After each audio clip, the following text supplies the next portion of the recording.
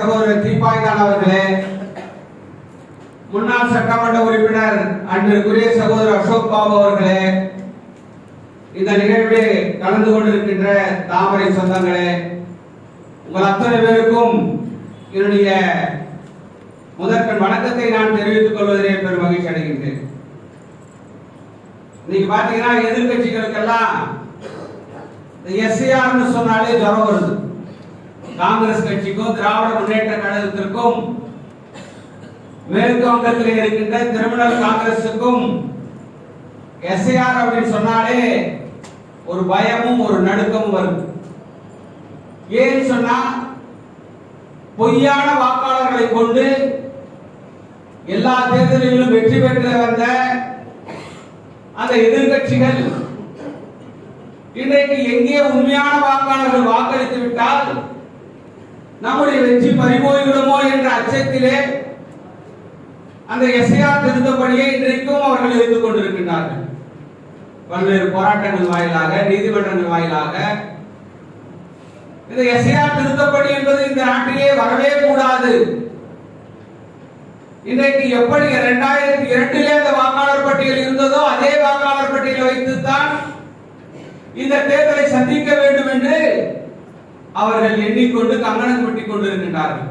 ஏனென்றால் அப்பதான் அவங்க சேர்த்த அந்த பொய்யான வாக்குகள், இறந்த வாக்குகள், ஒரு மாநிலத்திலிருந்து இன்னொரு மாநிலத்திற்கு சேர்த்த வாக்குகள், இப்படி அத்தனை வாக்குகளும் இருக்கின்ற பட்சத்தில் தான் அவருடைய வெற்றி வாய்ப்பானது எளிதாக இருக்கும் என்று அவர்கள் நம்புகிறார்கள். அதனால்தான் இந்த எஸ்ஐஆர் என்கின்ற சிறப்பு திருத்தப்பணியை அவர்கள் இன்றைக்கும் எடுத்துக் கொண்டிருக்கின்றார்கள். ஆனால் இந்த பணி ஏதோ பாரதிய ஜனதா கட்சி தங்களுடைய வெற்றிக்காக இந்த பணியை அவர்கள் செய்கிறது என்று ஒரு தவறான கணக்கை போட்டு இந்த பணியை நடைபெறக்கூடாது என்று நினைக்கிறார்கள். ஆனால் பாரதிய ஜனதா கட்சியை பொறுத்த வரையிலே நியாயமாகவும் நேர்மையாகவும் இந்த தேர்தல் நடைபெற வேண்டும் என்பதுதான் பாரதிய ஜனதா கட்சியுடைய தலைவருடைய நோக்கம். அதற்காகத்தான் இன்றைக்கு உண்மையான வாக்காளர்கள், இன்றைக்கு உண்மையான மக்கள் பிரதிநிதிகளை தேர்ந்தெடுக்க வேண்டும்.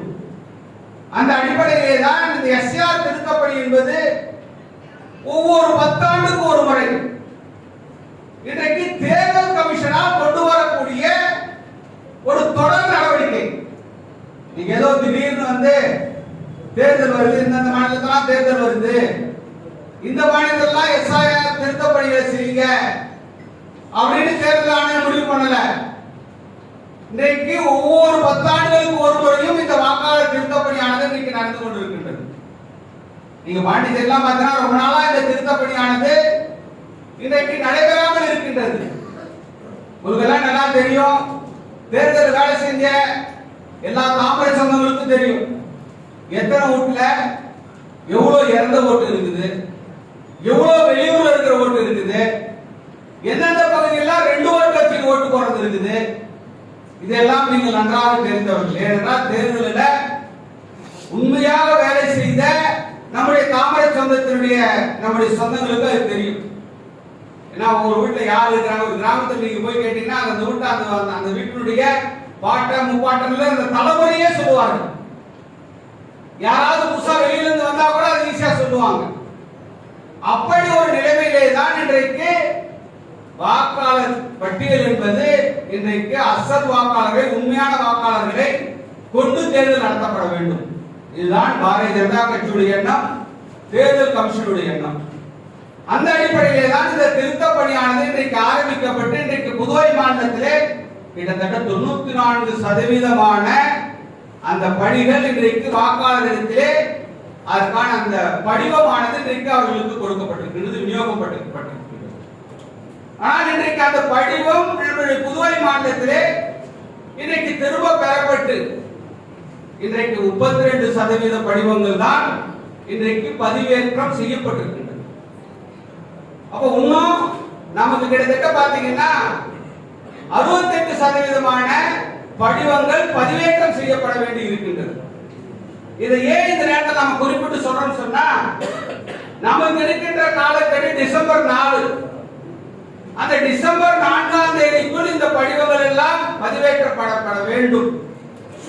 அப்படி பதிவேற்றப்பட வேண்டும் என்று சொன்னால் அதற்கு நம்முடைய BLA 2 அவர்கள் சரியான முறையில் அந்த பணியை செய்தாக வேண்டும்.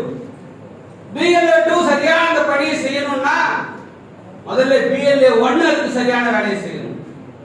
அப்ப BLA 1 இருக்கிற நீங்கெல்லாம் அந்த பணியை சரியா செஞ்சீங்கன்னா தான் BLA 2 செய்ய முடியும். சரி, உங்களுடைய பணி என்ன? BLA 2 வேலை வாங்குறது.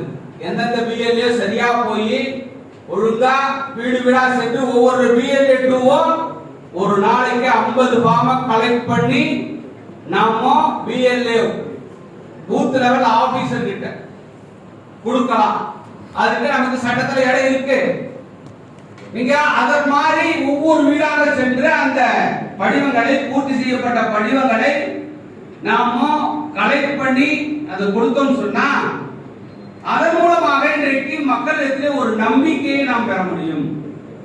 ஏன்னு சொன்னா மக்கள் என்ன நினைப்பாங்க, பரவாயில்ல இந்த புள்ள வந்தது கிட்ட இருந்து நமக்கு எல்லா வேலையும் செஞ்சு கொடுத்தது அப்படின்னு சொல்லி நீங்க ஓட்டுக்காக போனீங்கன்னா அப்பா அதை நினைச்சு பார்ப்பாங்க. இப்ப இந்த புள்ள தான்ப்பா நமக்கு ஓட்டு வாங்கி கொடுத்தது, இந்த புள்ள சொல்ற கட்சிக்கு தான்ப்பா நம்ம ஓட்டு போடணும் அப்படின்ற எண்ணம் மக்கள் மத்தியிலே வருவதற்கான வாய்ப்புகள் அதிகமாக இருக்கும். ஏன்னா இது ஏதோ ஒரு அலட்சியமா என்னன்னா தேர்தல் கமிஷன் பார்த்துக்க போகுது, அவங்க பார்த்துக்க போறாங்க, நம்ம எல்லாம் மற்ற கட்சிக்கு அவங்க பார்த்துக்க போறாங்க அப்படின்னு நம்ம அலட்சியமாக இருக்கக்கூடாது. இது தேர்தலுக்கான இது ஒரு அடிப்படை வேலை. இது தேர்தல் கமிஷனுடைய வேலை மட்டும் அல்ல. இப்படி இதை போன்ற வேலைகளை அடிப்படையிலே நாம் செய்தாக வேண்டும். அப்படி செய்கின்ற பொழுதுதான் தேர்தல் நேரத்திலே நாம் அந்த மக்களை அணுகின்ற பொழுது அது நமக்கு எளிதாக இருக்கும். அப்போ இந்த டிசம்பர் 4ஆம் தேதிக்குள்ள நம்முடைய அத்தனை படிவங்களும் இன்றைக்கு தேர்தல் கமிஷனிலே வாங்கி ஒப்படைக்க வேண்டியது என்பது நம்முடைய BLA 2 கடமை. அந்த BLA 2 வேலை வாங்குறது BLA 1 கடமை, உங்களுடைய கடமை. அப்போ உங்களுக்கு ரெகுலரா 2 நாளைக்கு ஒரு தடவையோ 3 நாளைக்கு ஒரு தடவையோ அவங்க ரெகுலரா மீட்டிங் கூப்பிட்டு எந்தெந்த ஊர்ல எவ்வளவு பேருக்கு பண்ணிருக்காங்க, எந்த பூத்துல இன்னைக்கு எத்தனை ஃபார்ம் வாங்கி சப்மிட் பண்ணிருக்காங்க, இன்னும் எவ்வளவு பண்ண வேண்டியிருக்கு, ஏன் பண்ணல, எப்ப பண்ண போறாங்க, இப்படி போன்ற ஆலோசனைகளை இப்படி போன்ற கருத்துக்களை அவரிடத்திலே BLA 2 கிட்ட நாம் பேசி அவர்களை தயார்படுத்த வேண்டியது இன்றைக்கு நம்முடைய பொறுப்பாக இருக்கு. ஏன்னா எத்தனை பேர் நம்ம போட்ட அந்த BLA 2 ஆக்டிவா இருந்திருக்காங்க, எத்தனை பேர் இன்ஆக்டிவா இருக்கிறாங்க, யாரெல்லாம் செய்யாம இருக்கிறாங்கன்றதெல்லாம் நீங்க அவரை கூப்பிட்டு பேசுகின்ற பொழுதுதான் உங்களுக்கே தெரியும். நீங்க பேசல அப்படின்னு சொன்னா அந்த காலக்கெடு முடிஞ்சிச்சுன்னு சொன்னா நம்ம ஒண்ணும் பண்ண முடியாது. அதுக்கான வாய்ப்புகள் மிக மிக குறைவு. எனவே நாம் இந்த நேரத்திலே கவனமாக இருந்து இந்த பணிகளை சிறப்பாக செய்கின்ற பொழுது நம்முடைய மாநில தலைவர் சொல்றது போல நாம் ஏற்கனவே சொன்னது மாதிரி நம்முடைய புதுவை மாநிலத்தில் பாரதிய ஜனதா கட்சியுடைய தனித்த ஆட்சி என்பது நம்முடைய லட்சியம். ஆனால் தேசிய ஜனநாயக கூட்டணி அரசாங்கம் நிச்சயம். அதை மட்டும் மனதிலே வைத்து நாம் பணியாற்ற வேண்டும், தேர்தலிலே களத்திலே பணியாற்ற வேண்டும். அப்படி பணியாற்றுகின்ற பொழுது இன்னைக்கு பாத்தீங்கன்னா ஒரு காலத்துல இன்றைக்கு முன்னாள் முதலமைச்சர் சொல்லுகின்ற பொழுது சொல்லுவாங்க, ஒவ்வொரு நேரத்திலும் சொல்றது உண்டு, பாரதிய ஜனதா கட்சி புதுவை மாநிலத்திலே நுழைய விட மாட்டோம் என்று சொல்வார். இன்றைக்கு பாரதிய ஜனதா கட்சியை தவிர்த்து எந்த ஒரு அரசியலும் புதுவை மாநிலத்தில் தவிர்க்க முடியுமா? இன்றைக்கு புதிதாக இன்றைக்கு பாரதிய ஜனதா கட்சியை தானாக முன்வந்து இன்றைக்கு நிறைய பேர் இணைத்துக் கொண்டிருக்கின்றார். நம்முடைய மாநில தலைவர் சொன்னது போல பீகாருக்கு அப்புறம் நிறைய பேருக்கு தேர்தல் ஜனமே வந்து என்னடா என்னென்னமோ சொன்னாங்களே, ஒண்ணுமே பண்ண முடியாதுன்னாங்களே. ஒரு பக்கம் ராகுல் காந்தி பிரச்சாரம் பண்றாரு, ஒரு பக்கம் ஸ்டாலின் போய் பிரச்சாரம் பண்றாரு. ஐயோ அந்த பீகார் மாநிலத்தில் ஸ்டாலின் போய் பிரச்சாரம் பண்ணிட்டாரு, அங்க ஒண்ணுமே பீகார் ஃபுல்லா வாஷ் அவுட், பிஜேபிக்கு ஒண்ணுமே கிடையாது அப்படின்னு பேசுறவங்க எல்லாம் இந்த தேர்தலுடைய அந்த ரிசல்ட் வந்த பிறகு இதெல்லாம் தலைகீழாக இன்றைக்கு மாறி இருக்கு. ஏன் இதை நான் சொல்றேன் அப்படின்னு சொன்னோம்னா, பாரதிய ஜனதா கட்சியுடைய தலைவர்களும் தொண்டர்களும் எதற்கும் சளைத்தவர்கள் அல்ல. நீ கூட தலைவரோட பேசும்போது சொல்லுவார், தலைவர் ஒவ்வொரு நேரத்திலும் என்ன சொல்லுவார், ஏம்பா நம்ம எதுவுமே செய்யறதில்லப்பா, நம்மகிட்ட பொறுப்பு சண்டை போடுறாமா, நாம எந்த நேரமும் வேலை வாங்கிடுறோம், அவனை அந்த வேலை செய்ய இந்த வேலை செய்ய, அந்த போடு சரள போடு வரல போடுன்றோம். ஆனால் பாராளுமன்றம் சண்டை வாங்க, நம்ம பொறுப்பு இல்லை, உனக்கு பொறுப்பு இல்லை, எனக்கு பொறுப்பு இல்லைன்னு. அப்படி ஒரு அந்த உணர்வோடு இந்த நாட்டிற்காக, இந்த மாநிலத்தின் வளர்ச்சிக்காக, இன்றைக்கு மக்களுடைய வளர்ச்சிக்காக எந்த கட்சி இன்றைக்கு ஆட்சியிலே இருந்தால் இந்த நாடு வளம் பெற முடியும் என்பதை சிந்தித்து இன்றைக்கு பாரதிய ஜனதா கட்சியிலே நாம் எல்லாம் இணைத்துக் கொண்டிருக்கின்றோம். காரியகர்த்தாவாக, தலைவர்களாக, இன்றைக்கு தொண்டர்களாக நாம் இணைத்துக் கொண்டிருக்கிறோம் என்று சொன்னால், அதனுடைய வெற்றியை நம்முடைய தலைவருடைய கையிலே கொடுக்க வேண்டியது நம்முடைய ஒவ்வொருவருடைய கடமை. நீ ஏதோ நம்ம வந்தோம், மீட்டிங் அட்டன் பண்ணா வீட்டுக்கு போய் படுத்தோம் அப்படின்னு சாத்தியம் இல்ல. இன்னைக்கு ஒவ்வொருவரும் நாம் களத்திலே இறங்கி பாடுபடுகின்ற பொழுதுதான். ஏன்னா இன்னைக்கு நம்முடைய புதுவை மாநிலத்தில் இருந்தாலும் சரி, தமிழ்நாட்டு அரசியலாக இருந்தாலும் சரி, பொய்யும் புரட்டும் தான் இன்றைக்கு வாழ்ந்து கொண்டிருக்கின்றது. அந்த பொய்யும் புரட்டையும் முறியடிக்க வேண்டிய பொறுப்பும் கடமையும் பாரதிய ஜனதா கட்சியுடைய ஒவ்வொரு தொண்டனுக்கும் இன்றைக்கு இருந்து கொண்டிருக்கின்றது. ஏன்னா பொய்யான தகவல்களை மக்கள் மத்தியிலே பரப்பி நரேட்டிவ் செட் பண்றதுன்னு சொல்லுவாங்க. இதை ஒரு பொய்யை திரும்ப திரும்ப சொல்லுகின்ற பொழுது அது உண்மையாக மாறுகிறது. அப்படி இப்படித்தான் இன்றைக்கு எதிர்கட்சிகள் அரசியல் செய்து கொண்டிருக்கின்றார். அதனால்தான் இன்னைக்கு ராகுல் காந்தி எஸ்ஐஆர் கையில் எடுத்தாரு. நீங்க பாத்தீங்கன்னா பீகார் மக்கள் அதையெல்லாம் தூக்கி புறந்தள்ளி விட்டு இன்றைக்கு பாரதிய ஜனதா கட்சியுடைய ஆட்சி தான், தேசிய ஜனநாயக கூட்டணி கட்சி ஆட்சி தான் எங்களுக்கு வேண்டும் என்று தீர்க்கமாக முடிவெடுத்திருக்கிறார். அந்த முடிவை என்றைக்கு தென் மாநில மக்கள் முடிவெடுக்கின்றார்களோ அப்பொழுது தென் மாநிலங்கள் அத்தனையும் சுபிட்சமாக வாழ்வதற்கான ஒரு நிலைமையை பாரதிய ஜனதா கட்சி உருவாக்கும். நீங்கெல்லாம் சிந்தித்து பார்க்கலாம். வடநாட்டில் இருக்கின்ற கட்சிகள் மாநிலங்களிலே நீங்கள் ஆட்சிகளை பார்த்தோமையானால், இன்னைக்கு ஒவ்வொரு மாநிலத்தில் பாரதிய ஜனதா கட்சி ஒரு மாநிலத்தில் ஆட்சி பிடிச்சிருந்தா 5 டேர்ம் 6 டேர்ம் தொடர்ந்து அந்த கட்சியை எந்த ஒரு கட்சியாலும் அப்புறப்படுத்த முடியாது. ஏன் காரணம் அப்படின்னு சொன்னோம்னா, இன்றைக்கு மக்களுக்காக உழைக்கின்ற கட்சி, பார்த்து பார்த்து திட்டங்களை செய்கின்ற கட்சி பாரதிய ஜனதா கட்சி. மக்கள் ஒரு தடவை அந்த ஆட்சியினுடைய ருசியை சுவைத்து விட்டார்கள் என்று சொன்னால் மீண்டும் அந்த ஆட்சி தான் எங்களுக்கு வேண்டும் என்று தீர்க்கமாக முடிவெடுத்து வாக்களிப்பார்கள். அது நமக்கு மாற்றப்பட்ட கருத்து வேண்டாம்.